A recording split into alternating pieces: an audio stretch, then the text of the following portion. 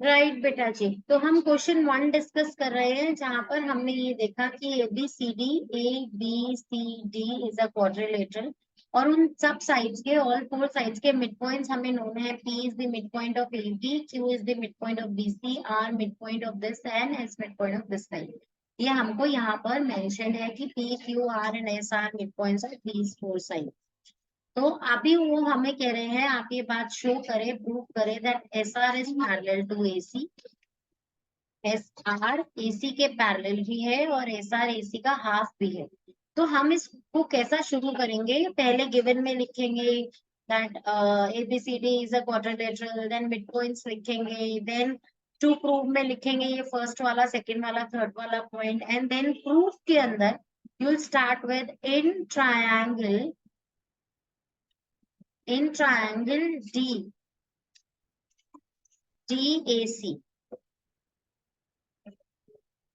DAC in triangle DAC, S is the midpoint of side DA and R is the midpoint of side DC.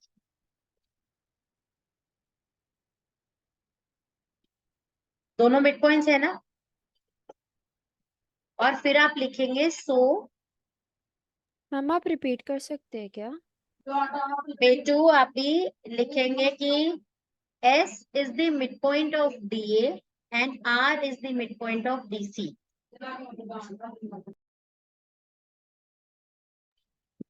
R is the midpoint of DC.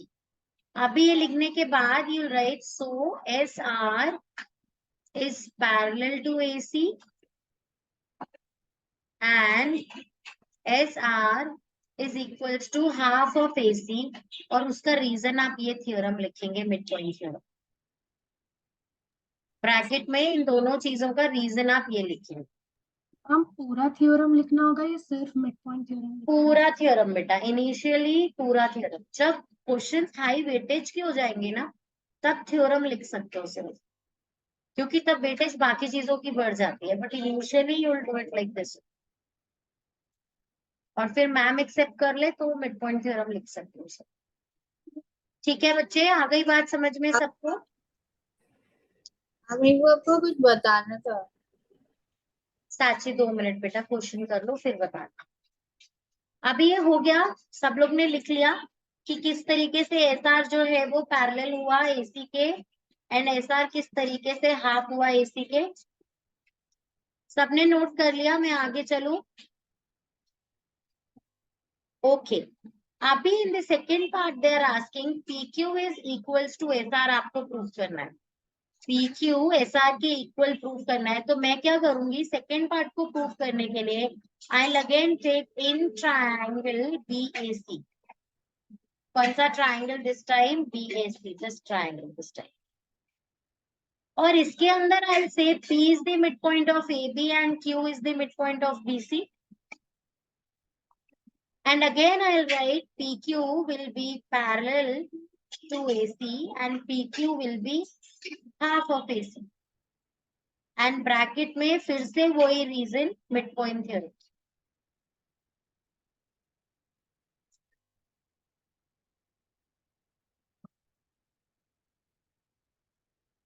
अभी ध्यान से देखो, जो मैंने first में prove किया बेटा, मैंने SR को AC के पैरेलल और उसके हाफ के इक्वल प्रूव कर दिया। तो मैं एग्जांपल ले लेती हूँ कि मान लेते हैं AC 10 सेंटीमीटर है, तो SR कितना हो गया? 5 सेंटीमीटर हो गया ना। Similarly in the other triangle, अभी मैंने पार्ट 2 के अंदर मैंने PQ को AC के हाफ और पैरेलल प्रूव किया, तो अगर ये 10 है ये भी हाफ हो गया। फ्रॉम इक्वेशन 1 और 2 क्या आपको दिख रहा है कि SR and PQ are equal?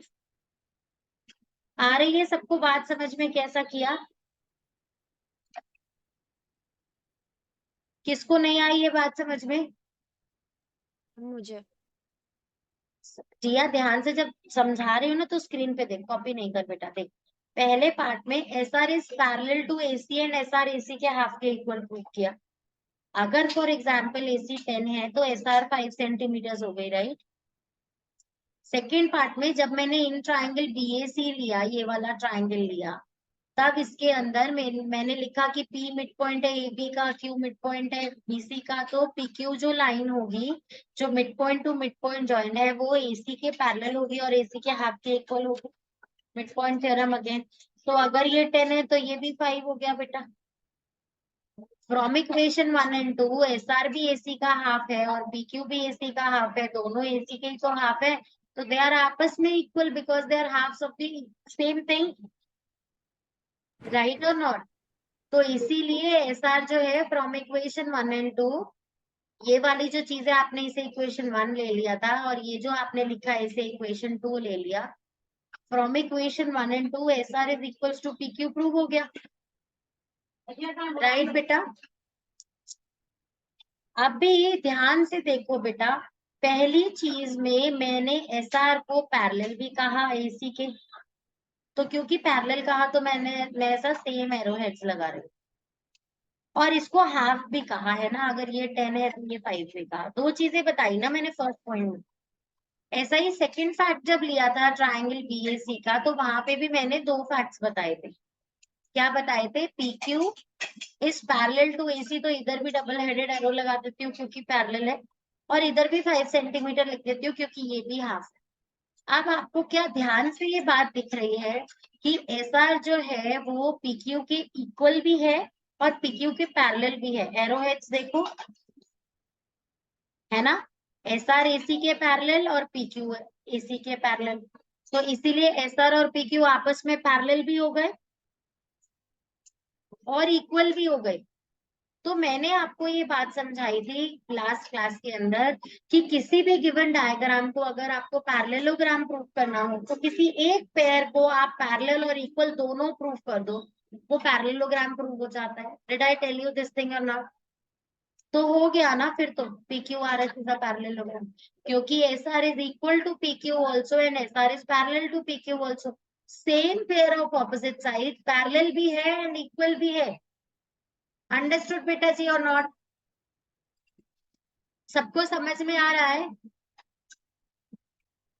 जल्दी से नोट कर लो फिर आगे चलते हैं नेक्स्ट क्वेश्चन। राइट बेटा जी, तो समझे अभी क्वेश्चन क्या कह रहा है? क्वेश्चन कह रहा है ABCD is a rhombus, so ABCD is given a rhombus to you. ये रोम्बस बन गया हमारा ABCD, and PQR and SR midpoints of side AB BC CD and DA। Again P जो है इस ऑर्डर में चल रहा है, PQR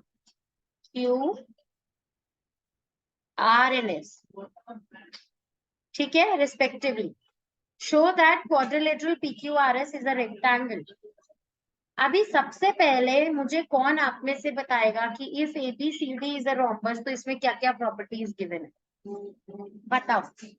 I am not solving the question, अभी मैं एनालिटिकल स्किल्स डेवलप करा रही हूँ कि क्वेश्चन सोचने कैसे हैं। बोलो कौन बता रहा है रोम्बस की प्रॉपर्टीज क्या क्या है? Maitri you tell. all the sides are equal. तो इसका मतलब AB equals to BC equals to CD equals to AD। Okay, Then the diagonals intersect each other perpendicularly diagonals and bisect each intersect other. each other या bisect each other? Bisect each other.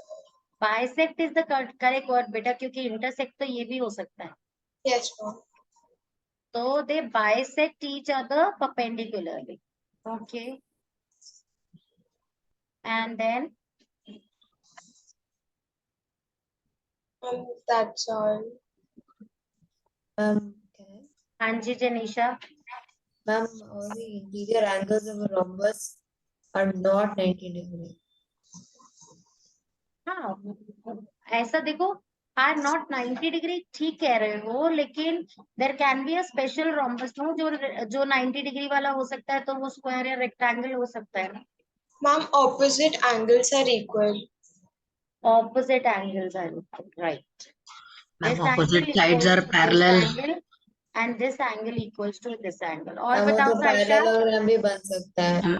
Opposite angles are parallel. Saisha, Saisha, Opposite sides are, sorry. Diagonals are not equal. हाँ, diagonals are not equal, वो parallelogram वाला property लगा सकते हो ना, diagonals equal नहीं है, ऑपोजिट साइड्स पैरेलल है, ऑपोजिट साइड्स इक्वल है, वो सब हमको इधर से समझ में आएगा, राइट। हमें अब मैं आपसे पूछ रही हूँ कि what is the difference between a rhombus and a rectangle, difference क्या होगा दोनों में, मैम कि when can a rectangle. Rhombus be a rectangle, Ma'am, when it forms a 90-degree angle on the when you prove one angle to be 90 degree है, all जब the आप other एक angle को 90 डिग्री प्रूव कर दो यहाँ पे, this rhombus will become a rectangle, right और नॉट, है ना। मैम मैं अब बताऊँ कैसे हो सकता है वो? कैसे बताओगे? Ma'am if we join D and B, okay, ma'am, so this will become an isosceles triangle because the two sides are equal. Okay, And ma'am, since this is an isosceles triangle, the नीचे के दो angles will be equal and ऊपर का angle will be 90 degree. How 90, how 90, Ma'am, 45, 45, 90.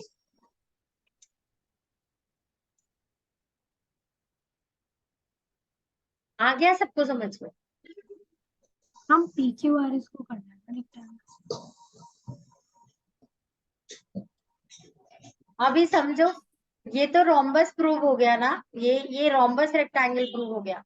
अब इस question को समझते हैं, ये क्वेश्चन ने क्या कहा, इस क्वेश्चन ने कहा कि आपको ये जो PQRS है, this PQRS, this is a rectangle, ये प्रूव करना है। अब कैसे करेंगे? मैम midpoint theorem से। मिड पॉइंट थ्योरम से, वही डीबी को ज्वाइन करके रखो और क्या हो जाएगा, अगेन ये mid point to mid point जा रहे हो तो SP will be parallel to DB and SP will be half of DB, right. Similarly दूसरी साइड से R Q is half of DB and R Q is parallel to DB, from equation 1 and 2 SP parallel भी हो गया R Q के and SP R Q के equal भी हो गया, तो this is a parallelogram now, rectangle नहीं प्रूव हुआ, पी क्यू आर एस एक पैरेललोग्राम प्रूव हो गया। आप इस पैरेललोग्राम को रेक्टेंगल कैसे प्रूव कर सकते हो? There can be two ways of doing it, one way of doing it is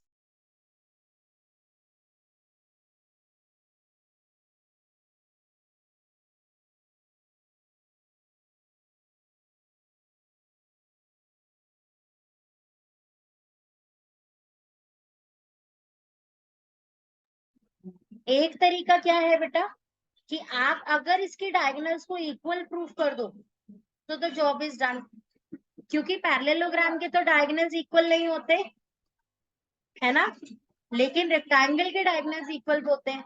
तो जो पैरेललोग्राम के डायगोनल्स इक्वल होते हैं वो एक रेक्टेंगल होता है। तो one way of doing it is कि आप क्या करो, आप इसके डायगोनल्स इक्वल प्रूव कर दो।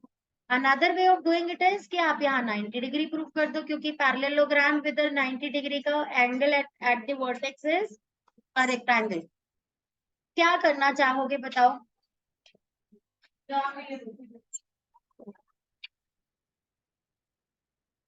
ट्राई करो सब लोग, जल्दी से सोचो, देखो आपको ये एंगल प्रूव करना है, कैसे करोगे?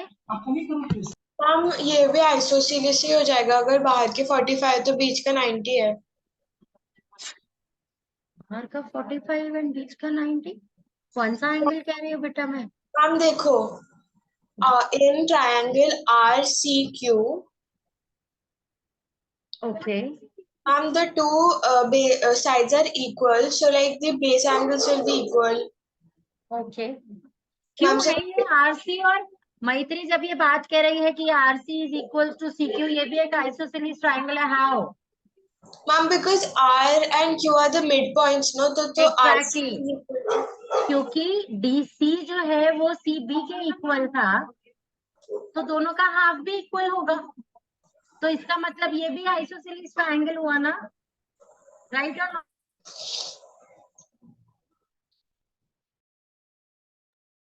अच्छा, अब अगर ये आइसोसेलेस ट्रायंगल है तो ये वाला साइड इस साइड के इक्वल आ गया, लेकिन आपको फिर 90 डिग्री प्रूव करना पड़ेगा बेटा। पहले आप इस एंगल को 90 प्रूव करोगे बाय सेइंग दैट ये यहाँ पर 90 है, पहले आप इसको प्रूव करोगे एंड देन उसके बाद आप इसको 90 प्रूव कर पाओगे। तो there should be an easy way of doing it as well, थोड़ा शॉर्टकट। बताओ और कोई सोच पा रहा है क्या? राइट बेटा जी, तो दोबारा से समझो हम लोग इसको कैसे करेंगे। अभी हमने क्या कर दिया, अभी हमने ये PQRS को एक पैरेललोग्राम प्रूव कर दिया, that is the first step.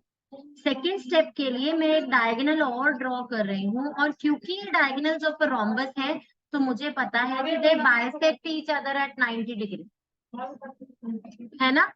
तो अगर ये 90 डिग्री पे बाइसेक्ट कर रहे हैं, देखो अभी मैंने प्रूव किया कि ये पूरा लाइन, मेरा कर्सर दिख रहा है, ये पूरा लाइन में वैनिशिंग पेन यूज करके दिखाती हूँ आपको। ये पूरा लाइन इस लाइन के पैरेलल है, हमने अभी बात की। तो इसका मतलब ये छोटा सा part will be parallel to this line, right और नॉट, है ना जेनिशा? जेनिशा के फेस पे बड़ा सा क्वेश्चन मार्क है, कोई बात नहीं, चिंता नहीं करो, दोबारा समझाऊंगी। 5 मार्कर है एक क्वेश्चन, दोबारा समझाऊंगी, डोंट वरी। अभी हमने क्या बोला कि mid point to mid point join किया तो ये लाइन इस लाइन के पैरेलल हो गया। तो इसका मतलब इसका छोटा सा पार्ट, ये वाला पार्ट एंड ये वाला पार्ट भी तो पैरेलल हो गया ना बेटा। ऐसा ही ये भी mid point to mid point joint है तो इस लाइन के पैरेलल हो गया, तो उसका ये छोटा सा पार्ट भी तो इसके पैरेलल हो गया बेटा। तो what is this now? This is a parallelogram, right? And opposite angles of a parallelogram are equal. तो ये 90 तो ये भी 90, ठीक मैम है। इतना कॉम्प्लिकेटेड क्यों कर रहा है मैम? वो बाइसेक्ट कर रहा है तो मैम उसको कॉन्ग्रुएंट प्रूव कर सकते हैं। बाइसेक्ट कर रहा है तो क्या कर सकता है? मैम जैसे लाइक ट्राइंगल्स लेके कॉन्करेंसी से। Yes ma'am. बेटो यहाँ का एंगल कर लेगी, यहाँ का एंगल कर लेगी कॉन्करेंसी से, इधर का एंगल कैसा करेगी? ये कोई ट्राइंगल का कहाँ है, किधर है यहाँ ट्राइंगल कहाँ है? देखो एक तरीका पता है क्या कहता है, एक तरीका कहता है इसको ज्वाइन कर दो, इसको ज्वाइन कर दो, और इन ऑपोजिट वर्टिसेस को आप वो कह दो, इक्वल कह दो। लेकिन वो भी एक इतना ही लंबा वे है, तो ये this one is good. Ma'am मेरे पास एक और वे मैम छोटा है मैम, वो वाला वे। नहीं है कोई इसका छोटा वे, और कोई मैम है और मैम, छोटा है वे नहीं मैम। होता। मैम है मैम। मैम मैं बताऊं मैम? हाँ जी, मैम तो ये अगर ये एंगल मैम उस पॉइंट को ओ मार्क कर दो एक बार, ये मिड पॉइंट मैम। जैसे अगर मिड पॉइंट ओ है तो एंगल BOC अगर 90 है तो फिर एंगल AOB वो भी 90 होगा मैम। मैम अगर वो भी अगर तो वो सारे रोम्बस से ही होते हैं बेटा, उससे कैसा फर्क पड़ा? नो अगर वो भी 90 होगा तो वो पैरेललोग्राम की वजह से एंगल P जो मैम वो भी वो 90 होगा, और अगर एंगल P 90 होगा तो मैम ऑपोजिट एंगल सारे वो फिर 90 होंगे ना मैम, रेक्टेंगल प्रूव। बेटा अगर आप पैरेललोग्राम का कोई एक भी एंगल 90 प्रूव कर देते हो तो वो रेक्टेंगल ही बन जाता है बच्चे। तो जब मैंने यहाँ से एक छोटे से पार्ट से एक एंगल 90 डिग्री प्रूव कर दिया, मतलब the task is done, hence proved this PQRS is a rectangle. Now सबको अलग अलग प्रूव करने की जरूरत नहीं है यहाँ पे 90 रेक्टेंगल के लिए, अंडरस्टूड और नॉट? क्योंकि आपको पता है ना पैरेललोग्राम के ऑपोजिट एंगल्स आर इक्वल, एक 90 तो ये भी 90, एडजेसेंट एंगल्स आर सप्लीमेंट्री, ये 90 तो ये भी 90, इसका ऑपोजिट इज अगेन 90, सारे तो 90 प्रूव हो गए। तो एक ही एंगल 90 प्रूव करते ही parallelogram becomes a rectangle. Understood बेटा जी और नॉट? कैसा करना है ये question? How do we write what you just said? बहुत स्लोली लिखते हैं इसको, चलो मैं लिख रही हूँ स्क्रीन पे आप लोगों के लिए। और एक क्लिक जो है दिति, क्योंकि दिति क्लास में नहीं है, तो दिति जो मैं अभी स्क्रीन पे लिखूंगी उसको स्क्रीनशॉट लेकर ग्रुप में शेयर भी करेगी, ठीक है? So this is how you write the complete answer. और होमवर्क दीदी के लिए है कि दीदी जब भी ये वीडियो यहाँ तक देखेगी इसका स्क्रीनशॉट लेकर ग्रुप में सबमिट करेगी।